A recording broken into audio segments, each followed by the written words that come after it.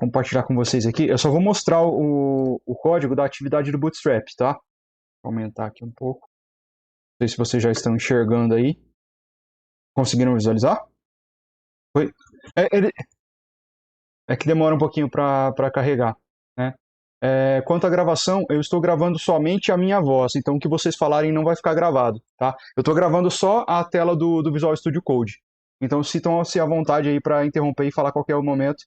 Na gravação só vai ficar a parte da minha voz, tudo bem?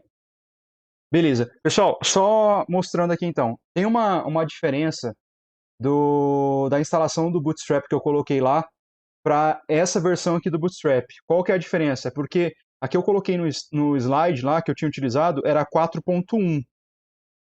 Essa daqui já é a 4.5, é a mais recente, tá?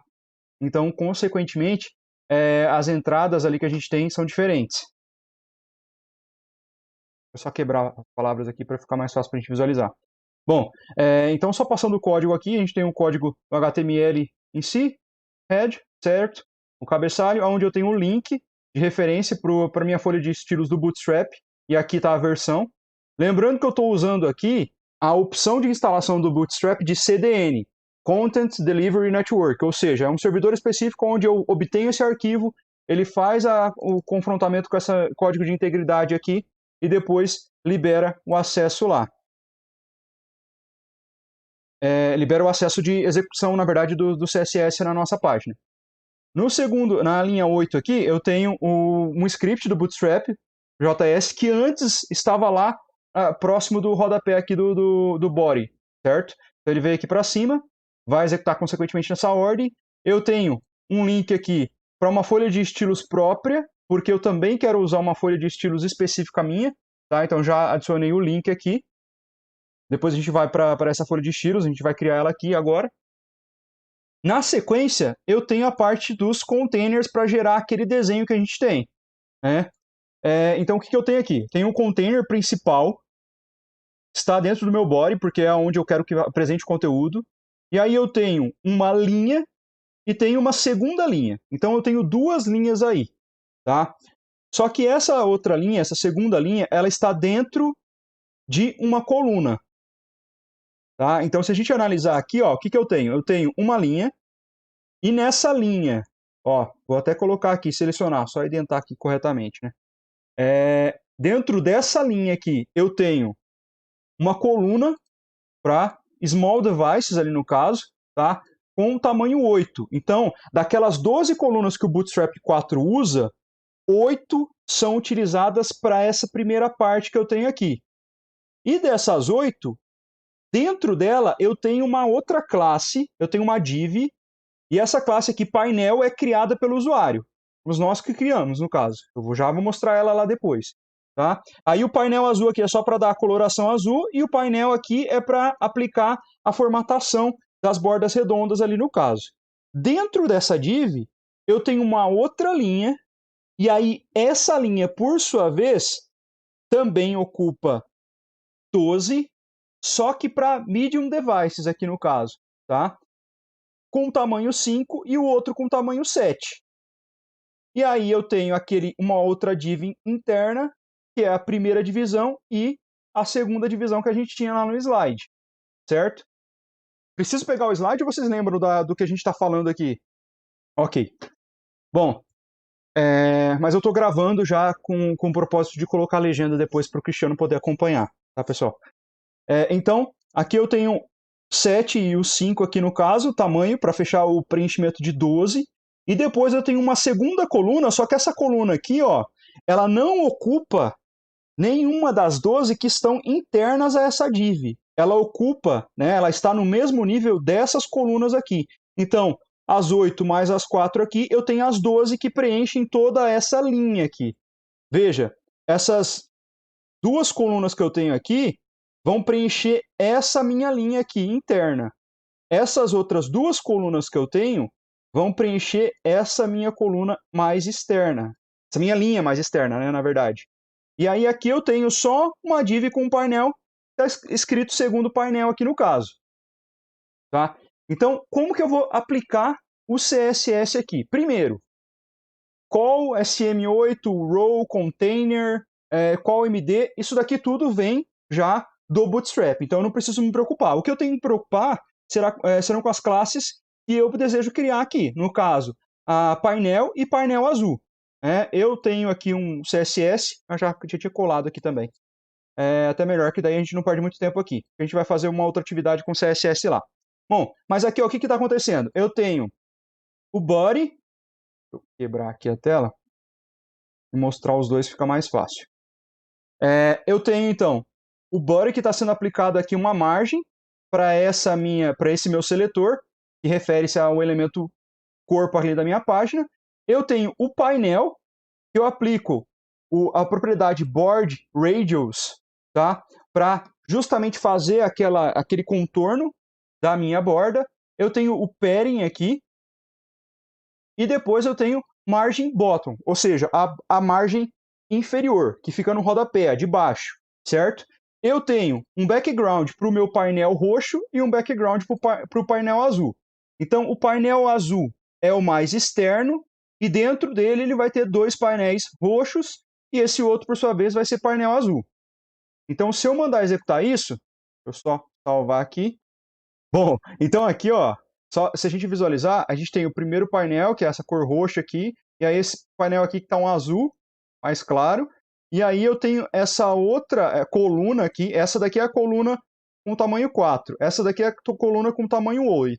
Aí eu tenho uma div aqui dentro, e essa div, por sua vez, tem essas duas subdivisões.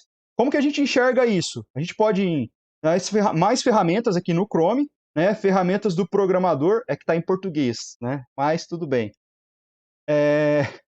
E aqui a gente consegue enxergar a estrutura do CSS, do HTML e aí os elementos do CSS que a gente tem. Então eu consigo ir navegando nos elementos e, é claro, se eu ampliar o head aqui, nenhum dos meus elementos do head vai aparecer aqui. Por quê? Porque eles não aparecem para o usuário.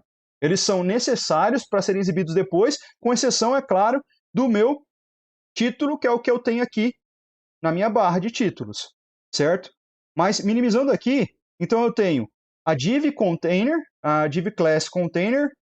Bom, então aqui eu consigo visualizar os elementos. Eu acredito que já quem esteja familiarizado com o uso do Chrome, né, já sabe disso. Mas a gente consegue visualizar, ó, por exemplo, aqui, ó, eu estou na call SM8. Então aqui ele mostra para mim um elemento da call SM8. E aí, essa borda azul que eu tenho em volta é o padding, no caso. Se eu vou ampliando aqui, ó, se eu vou expandindo os elementos que eu tenho, ele vai mostrando cada um dos elementos e também quais são as classes que são aplicadas. Por exemplo, ali, ó, div.row, tá especificando qual que é a classe. Aqui dentro, ó, call MD5. E aí eu vou ampliando e depois o painel traço roxo. Então aqui tá, nesse caso, pessoal, está aplicando duas classes. A classe painel e classe painel roxo. Se eu clicar nesse elemento aqui embaixo, ó, em estilos, eu vou conseguir visualizar quais são as regras e as propriedades que estão sendo aplicadas. Inclusive, eu posso clicar aqui nesse botão, nesse checkbox, e remover, por exemplo, vamos achar uma aqui que seja específica da nossa visualização ali. Aqui, ó, por exemplo, o painel roxo, né? E está com background color, ele está jogando a cor que está montando. Eu tenho aqui, ó, outro painel, e aí conforme eu vou listando os elementos aqui, ele vai permitindo eu visualizar o que eu tenho para esse meu elemento selecionado, certo? E aí alguns elementos eu consigo remover, ó, as propriedades, e aí ele já altera em tempo real aquelas especificações que foram colocadas aqui. Quando eu vejo um elemento, aqui uma coisa já importante quando eu vejo um elemento, e eu não estou conseguindo capturar isso daqui no OBS, só um pouquinho, pessoal. Pronto, é que eu estava com uma outra tela do Visual Studio Code aqui na gravação. Mas então aqui a gente abriu a ferramenta de desenvolvedor, né, de programador do Chrome, e a gente está conseguindo visualizar, com base na seleção de um elemento aqui, quais são as propriedades que são aplicadas para aquela regra, para aquele determinado elemento. E aí eu consigo, em tempo real, tirar essa checagem aqui, né, do checkbox, e ele vai, consequentemente, ir tirando aquelas propriedades que foram aplicadas. Quando eu tenho alguma propriedade, deixa eu ver se eu encontro algum elemento que tenha alguma coisa taxada aqui, por exemplo. Ó, esse daqui do media. Esse daqui, essa propriedade, aplicada, essa regra, ela é própria do arquivo, por exemplo, grid.scss, no caso, que foi aplicado por meio da utilização do Bootstrap. Não é um elemento que a gente criou no nosso arquivo.css. E aqui, ó, ele indica quais são as origens, né, dos arquivos e das propriedades que estão ali. Né? Nenhuma delas aqui, por exemplo, refere-se ao elemento que a gente colocou, porque ó, call SM8 é a classe que está sendo aplicada no elemento. Qual elemento? Esse elemento todo que a gente está visualizando na tela. Então aqui eu consigo visualizar quais são as propriedades que são aplicadas. Quando eu tenho propriedades que estão taxadas assim, ó, marcadas desse jeito, significa que essa propriedade dentro dessa regra, por exemplo, HTML, está em confronto com alguma outra regra. Então elas não estão sendo aplicadas porque tem uma outra regra que sobrepõe a essa. E aí vocês vão perguntar, como que eu identifico isso? Aí você vai ter que analisar um a um dos elementos. Por exemplo, eu selecionei a div class aqui, né, call-sm8. O que pode estar acontecendo? Essa propriedade pode não estar sendo aplicada aqui, porque como a gente está falando de folha de estilos em cascata, a gente tem um nível hierárquico aqui, de cascata. Então pode ser que esse elemento, estando dentro de outro elemento, ele está pegando a propriedade que foi aplicada ao elemento pai, e não ao elemento filho. Por isso que às vezes o CSS é complicado a gente identificar o que está sendo feito e às vezes não consegue ter aquele efeito porque a gente tem esse efeito em cascata. O Sass, que é justamente um framework para tentar eliminar essas redundâncias de propriedade que a gente aplica, o Sass ele permite a gente trabalhar isso melhor. Então eu consigo aplicar uma única propriedade sem repeti-la. Eu elimino repetições e aí eu sei mais precisamente aonde que está aquela modificação. O grande problema é que o Sass ele gera um monte de arquivos SCSS, no caso, para depois ser compilado e gerar um único arquivo de saída, que é minificado também, então que a gente até não consegue visualizar as opções ali, dependendo do que a gente está usando. Por exemplo, o JS, né, biblioteca JavaScript, o Web Toolkit, ele já compila e minifica para a gente. O CSS, ele gera um único arquivo de saída, né, mas não vai ficar bagunçado, ele fica naquela ordem, mas para você fazer uma modificação, por exemplo, em alguma propriedade que você está usando o Sass, você tem que abrir especificamente o ponto SCSS que você está trabalhando e ir lá modificar naquilo lá. Então, tem todas essas especificações. Mais para frente a gente vai trabalhar um pouquinho com o Sass e aí a gente pode visualizar isso na prática. Bom, e aí, se eu clicar aqui nessa opção, eu tenho como mudar a interface, e aí eu posso selecionar até um tipo de aparelho aqui, ou colocar diretamente qual que vai ser a resolução do meu dispositivo para simular, por exemplo, né, um iPad Pro ou um Galaxy S5. E aí ele faz aquele efeito que a gente espera. O Gabriel, ele estava querendo fazer uma modificação aqui, ele queria colocar um over, né, sobre um determinado elemento. Como que a gente faz isso? Eu só vou mudar a propriedade aqui e depois eu mostro ela para vocês. No painel roxo, eu vou fazer uma cópia aqui e vou colocar over no painel roxo e vou mudar a cor.